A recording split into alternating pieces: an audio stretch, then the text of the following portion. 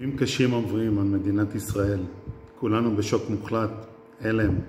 איבדנו אלפים ממיטב בנינו, חיילים, אנשי ביטחון, משטרה. יש לנו כ-200 חטופים. חלקנו במילואים, אחרים מאיתנו פותחים את הלב ואת ביתם בנתינה אינסופית. הילדים בבית, אין מסגרות חינוך, אין גנים, אין בית ספר.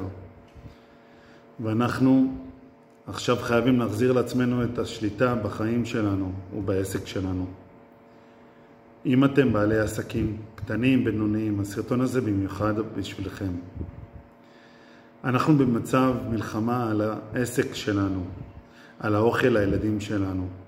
אסור לנו להיות שאננים ואי אפשר לשבת יותר על הגדר.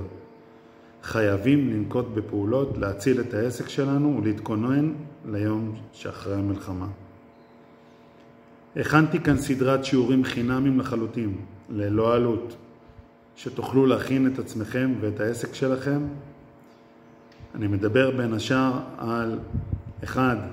איך עוברים ממצב הישרדות והגנה למוד של התקפה. 2. אילו פעולות קריטיות עליי לעשות על מנת להמשיך להפעיל את העסק שלי, לקבל לקוחות ולהכניס כסף.